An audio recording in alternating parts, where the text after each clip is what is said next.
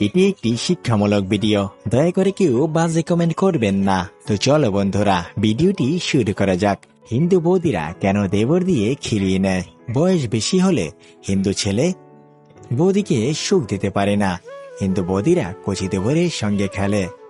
যে তোমাকে ভালোবাসে তাকে ধোঁকা দিও না। নিজেকে প্রশ্ন করো, পৃথিবীতে এত মানুষ থাকতে সে তোমাকে কেন ভালোবাসলো? সম্পর্কের মাঝে রাগ, অভিমান, ঝগড়া থাকবেই, এটাই স্বাভাবিক। যে কথায় কথায় রাগ করে তার মনে ভালোবাসা ছাড়া আর কিছুই নেই। কারণ রাগের আড়ালে লুকিয়ে আছে ভালোবাসার গভীরতা, যা সবাই বুঝতে পারে না। ভালোবাসা সবার আছে, সমান নয়। কেউ ভাবে love is just for enjoy, কেউ ভাবে টাইম পাস, কেউ জীবন দিয়ে প্রমাণ করে love is not for fun. প্রিয় মানুষটির সামান্য অবহেলা একটি মানুষের নীরবে চোখের জলে বালিশ ভেজানোর জন্য যথেষ্ট। যখন ছোট ছিলাম চিৎকার করে কাঁদতাম নিজের পছন্দের জিনিসটা পাওয়ার জন্য, আর আজ লুকিয়ে কাঁদি নিজের পছন্দের জিনিসটা না পেয়ে সেটাও ভোলার জন্য।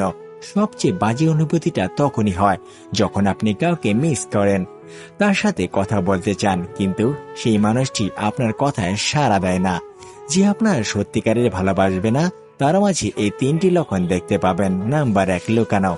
সে আপনার কাছ থেকে যে কোনো বিষয়ে ভালো মন্দ সব লুকাবে। সে কখনই আপনার সাথে সবকিছু শেয়ার করবে না।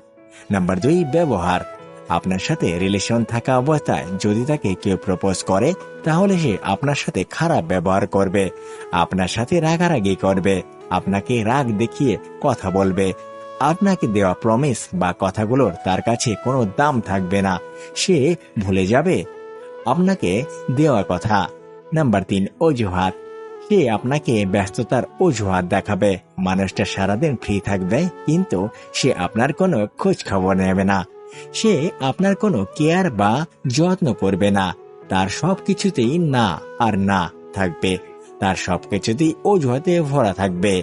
এরকম ভিডিও পেতে আমাদের পাশে থাকুন। ধন্যবাদ সবাইকে। আবার দেখা হবে আমাদের পরবর্তী ভিডিওতে। সে পর্যন্ত ভালো থাকবেন, সুস্থ থাকবেন। খোদা হাফেজ।